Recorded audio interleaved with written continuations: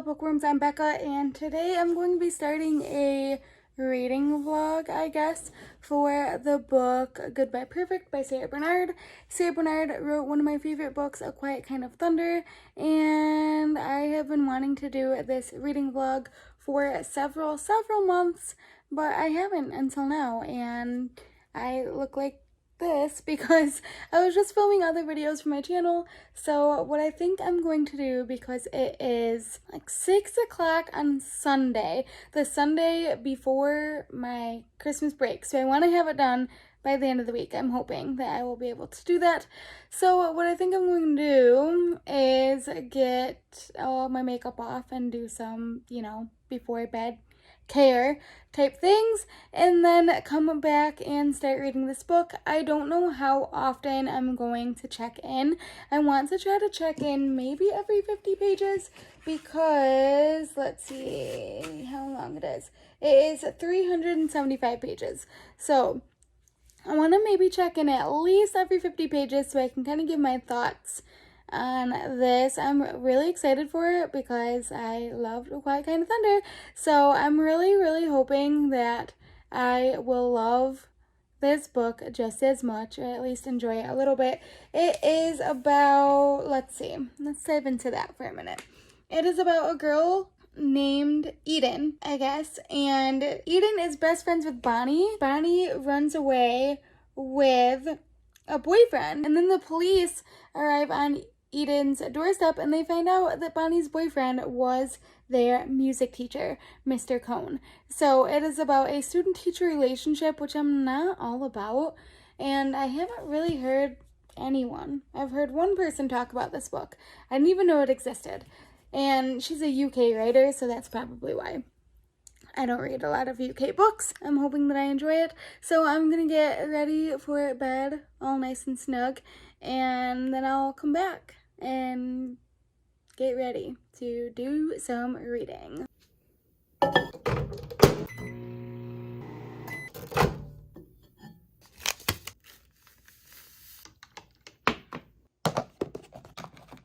Okay, now that I look, well, honestly, I've looked worse. I'm all cozy. I have my treat and my hot chocolate. I'm ready to start reading. So yeah, I guess that I will read for a little bit and I will check back in with you guys in, I said every 50 pages. So let's see if I hold up to that. I'm only 25 pages in, but I have a visitor. She always cuddles with me when I'm reading. Okay, so I'm now 52 pages in, and I'm still just not sure how I'm feeling about this story. I mean, it's interesting. It makes me want to keep reading, but at this point, I feel like it's going to be a solid, 3-star. It's not anything that special. I don't know if it will change. So what's happening right now is that Eden has gotten in touch with Bonnie, and Eden is going to keep Bonnie's secret even though she knows where Bonnie and the teacher are, and it's making me really uncomfortable because they have ditched their car. Bonnie has a new phone with a different number, and I'm just really worried for her safety, and I don't like reading it from her friend's perspective who's not in it. It's making me really anxious that something is going to happen to Bonnie. I feel like the teacher is going to kill her or something. I don't know. That's probably not what's going to happen, but I wouldn't be surprised if that's the direction that the story takes at this point. I mean, right now the writing is really good. I like it, but Eden is doing this thing to talk about the characters where she'll talk about a character for a couple sentences and then do this chunk that says, here's what you need to know about so-and-so, age, however many years, however many months. And then she bullet points out all of these important facts about this person. And I think that's a really unique way to talk about a different character. I don't know if Sara Barnard was trying to do mixed media type thing, because now there's text messages, obviously, because she's talking to Bonnie, and there was just a news article released the day after Bonnie went missing. So it's still kind of setting up the story. I'm not sure what exactly is going to happen. I'm wondering if it's going to be Eden going back to school and then people in the media like berating her for not knowing more information. I'm wondering if that's what's gonna happen. I hope not, because that would just be like a really annoying book. We will see, I guess. So I am going to get another snack. I moved to a different location. My lighting is just terrible. I'm gonna get another snack. It's almost 8 o'clock, but I want to keep reading. I have to work tomorrow. Tomorrow starts my last week before Christmas break. So, and it's Spirit Week, so that's really exciting. But I think that I could read for another couple hours, maybe, and then I will have to go to bed. And then I'll probably just check in again if something big happens or right before I go to bed. So maybe I will see you guys in a little bit. Hey guys, it is 7:30 on Tuesday, and I haven't checked in because I haven't started reading because it was a really rough day at work. So I came home and I ate dinner and played Sims, and Josh is here. Say hi, Josh. Hi. So Josh is playing video games and now I'm laying on the couch. I'm so tired, but I wanted to do some reading before I went to bed. The book is getting insane and I'm really nervous for the characters, but I will fill you in more, hopefully before I go to bed, if I don't pass out. You just never know. Good morning. It is, I don't even know what day it is anymore, Wednesday. Wednesday morning. I fell asleep last night, but I did get some reading in. That's good, I guess. I read about 50 pages and then I fell asleep. So hopefully I'm going to get more reading done today. I was thinking about bringing my book to school, but I have some other work that I need to get done at nap time today. But today is character day, so I have my Harry Potter shirt on, my Time Turner necklace. It's super cheap and disgusting looking, but I love it. I'm really excited for character day, and yeah, I'm gonna go to work, and then I think on my way home I'm going to update you guys on my thoughts about the book and what's going on so far. So stay tuned for that, and I'll check back on you guys later. All right, I got a weird shadow on my face, but I didn't forget that I wanted to fill you guys in on how I'm enjoying this book. So basically what's happening right now is that things are just like getting really crazy. Like the media is all at the house, and it's interesting that it's told from Eden's point of view because she's the best friend. So we're getting like an outside perspective on everything that's happening, and I think that is giving me a lot of anxiety because I feel like there's nothing that we can do. Like the character cannot control what is going to happen. So if something happens to Bonnie, like that's out of Eden's control, and it's making me really uncomfortable because I don't want anything to happen to Bonnie. I mean, she ran away with her teacher and like dyed her hair and everything, and her teacher's like manipulating her, definitely, because she's 15. So it's making me really nervous that something is going to happen, like he's gonna panic because the media is getting close, and they already had to flee like a couple times because they were getting close to finding them or something. I don't know. Also, another thing that I think is going to happen, because it keeps being established that Eden and her younger sister are adopted. They were in foster care, and then their foster family adopted them. And they tried having a relationship with their birth mother, but it didn't work out. And it has just been noted that Eden's name on social media is not her real name. So what I think is going to happen, prediction time, is that the media is going to get a hold of the fact that like Eden is best friends with Bonnie and drop her name in the tabloids, and then her birth mother is going to find them. That's definitely the situation that they are setting up right now, and I don't want that to happen, but I think that that's definitely what is going to happen. I'm enjoying it. It's keeping me engaged. Obviously, I want to keep reading, and that's what I'm going to do. So today was another rough day at work. Why can't the week before Christmas break just be perfect? Like, why can't everything go smoothly? I don't understand. But tomorrow is red and green day, so I think me and Josh are gonna go out shopping and try to get like a tacky Christmas dress for me to wear tomorrow. I am going to go in right now and edit a video. I'm doing a Christmas break TBR, so I'm sure you guys, by the time this is up, you've already seen that. Maybe I'll do some reading now, but I might just play Sims. Whoa, I'm in the darkness. Okay, so, oh, I thought I saw someone. There's no one there. I'm just, it's snowing so bad, but it is 9:41. Guess who has not read a single word? This girl.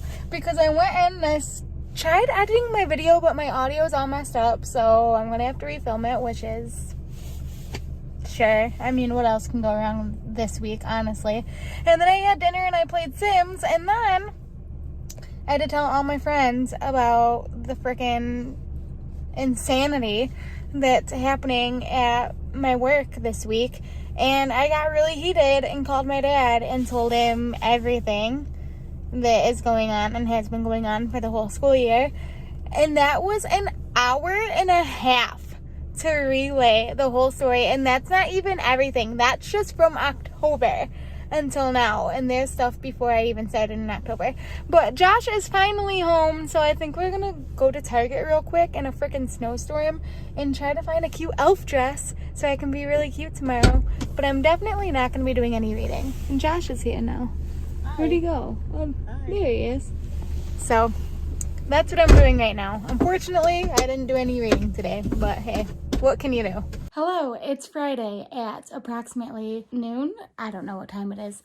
Which means that I have made it to Christmas break, y'all. I honestly did not think that I was going to make it, and I am not even exaggerating. I have not read for the past 2 days. I've just been on survival mode, but I'm home. I love being a teacher sometimes. I just love being a teacher. So my first order of business, of course, is to finish Goodbye Perfect. I forgot the name of the book for a minute. So what I'm going to do, I tidied my little reading room a little bit. I think I'm going to light some candles, get a nice blanket, and sit in my favorite reading spot, my chair by the window, and finish this book because it is time for me to be done. And then when I'm done doing that, obviously I'll check back in with you guys. I gotta film some videos today, maybe go shopping later, I don't know. So let me get all set up and start reading, and I will check back in with you guys soon.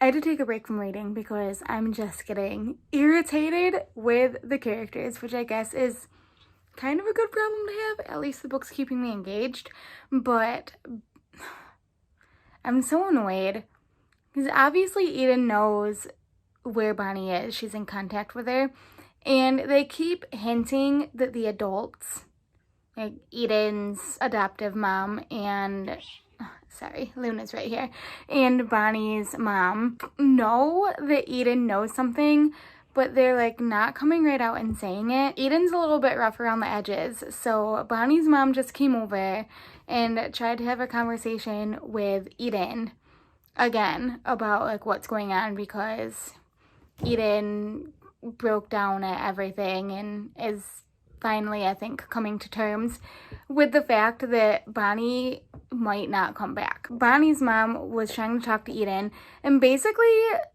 was really rude to her. Like, really, really rude. It's a hard situation for Bonnie's mom to be in. Okay, but like, that doesn't mean that you get to berate a teenager because they might have information.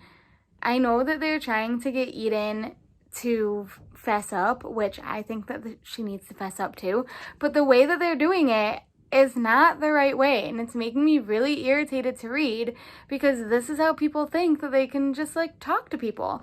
And then it ends with Bonnie's mom being like, well, she obviously did this because you influenced her to do it because you're trash. I'm irritated that that's happening, so I need to take a little break because I'm just getting pissed off about it. Also, Eden is being given so many opportunities to come clean about everything, and she even keeps saying like, I can't keep this lie going. And after a situation passes, she's like, I could have just told them, I should have just told them, but now I feel like I can't. And I do feel like that's pretty realistic because we all get in situations where as soon as it's done, you think like, I should have handled it this way, or I should have done this. I mean, hindsight is 20/20. So I don't know. I really just don't know like what's going to happen in this book, but it's making me really sad for Eden because the pressure is on her. Because they obviously think that she knows something, but they're not coming right out and accusing her, or they kind of are. They're saying like, I think that you're lying. Bonnie's mom kept saying, I think that you're lying.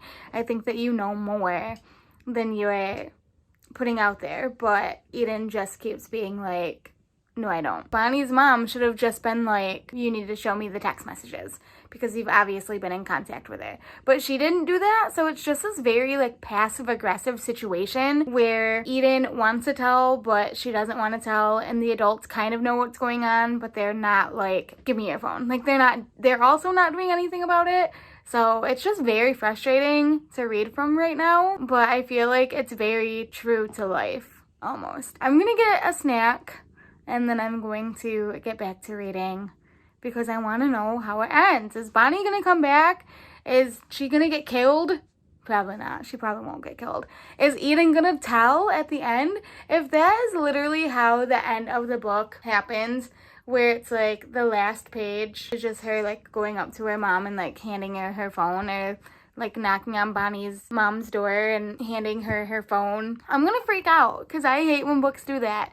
I super hate when the last page of a book is like the beginning of a resolution and you never get to see the whole story resolve. Okay, I need to go because Luna is freaking the freak out because she's a little attention hogger. So I'm gonna go get a snack and then I'm gonna come back and read some more. Okay, it is Sunday, and I finished Goodbye Perfect on Friday, I think, but I wanted to take a couple days to kind of think about it, think about what I was going to say. Overall, it was just okay. I'm going to put the book down. The characters were not that deep, which was frustrating because I felt like in A Quiet Kind of Thunder, I really connected with the characters, but maybe it was just me connecting with that story. The writing was pretty good. I liked the writing. It kept me engaged. I didn't think it was too cheesy, so that was nice. But the plot was lacking. Basically nothing happened in this book, which was really sad. It takes place over the course of 1 week from the day that Eden wakes up and finds out that Bonnie is missing until the following weekend. It's just Eden finding out that Bonnie was missing and how she deals with it over the course of just a week. It feels like it took longer than that, but it really didn't. When you put it in perspective like that, I feel like it's even more lackluster because it just seemed so foolish. But that's just me probably being a 27-year-old reading a book about a student-teacher relationship. Even though Sara Barnard did a really good job, she didn't romanticize this relationship at all. She definitely made it seem like it was a foolish thing to do and that everyone around them knew that it was stupid. Like, Eden was not trying to justify Bonnie being in a relationship. She did kind of at one point, but then she always checked herself and was like, this is our teacher. So I thought that was really good. My prediction of the media catching wind that Eden was Bonnie's best friend and like leaking her information and her birth mom finding them didn't happen, and I'm really sad about it actually, because I feel like that would have added a lot to the story. It would have just added like another dimension, because this was supposed to be how this girl's disappearance was affecting like everyone around them. And then at the end you kind of find out that yeah, everyone knew from the very beginning that Eden knew where Bonnie was and that the police had been tracking them the whole time. And I was like, okay, yeah, I figured that that's what was going to happen, but having it just play out in such a mediocre way was really frustrating. I got done and it was just like, okay, it's done, I guess.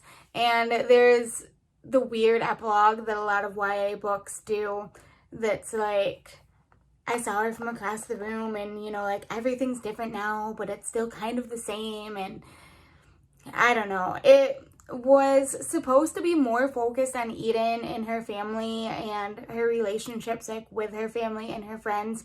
But I don't even think that Sara Barnard like dived deep enough into it to have it be about that. Like it was kind of about nothing.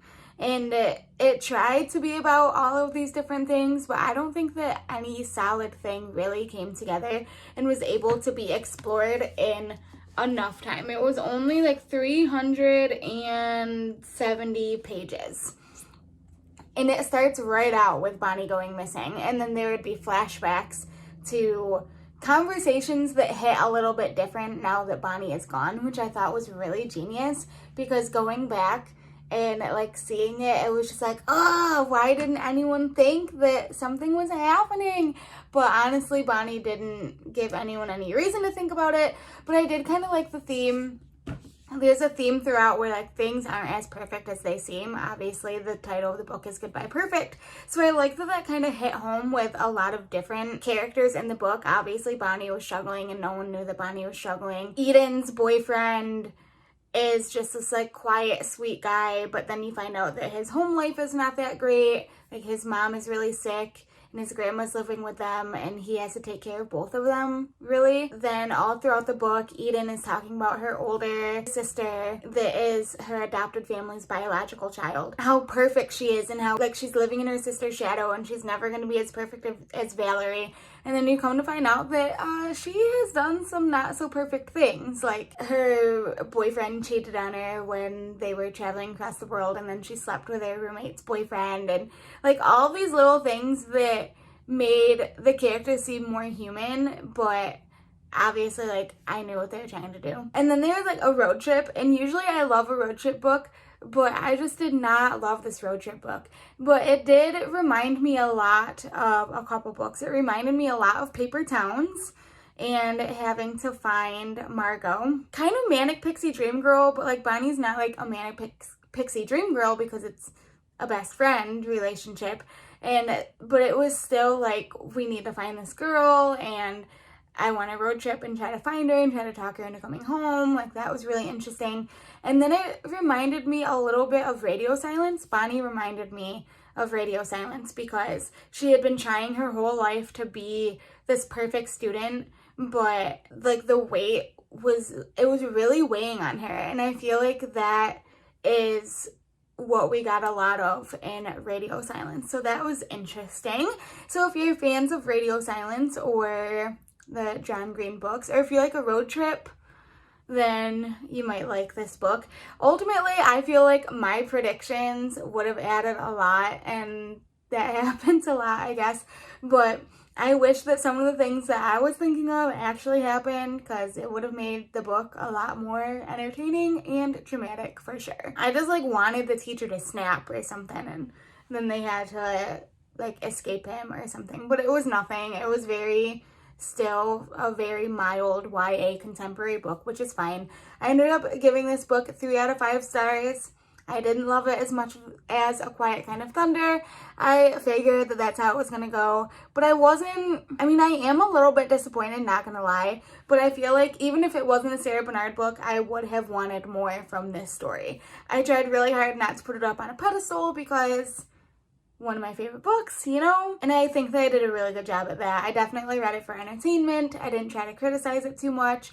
I just wanted a little bit more substance because everything just felt very surface level to me, if that makes sense. So those are my thoughts and feelings on Goodbye Perfect by Sara Barnard. Thanks for coming along with me on this journey of reading along with me. If you want to see more videos like this of me reading highly anticipated books, let me know down below in the comments. I know Kat just posted her reading A Little Life, and I had no interest in reading that book until I saw her vlog, and I'm like, yes, ruin me. So maybe I'll do that. I probably won't because I don't like crying on camera, but I have lots of other books that are very much anticipated, and I would love to take you guys along for the journey of me reading them. I hope I didn't spoil anything too badly, but this is my first time doing a video like this, so if I did, sorry about it. Thank you guys so much for watching and following along on this journey.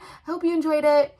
If you like this video, make sure to give it a big thumbs up and hit that subscribe button down below to see more bookish videos. That's all I got for you guys today, and I will see you next time. Bye!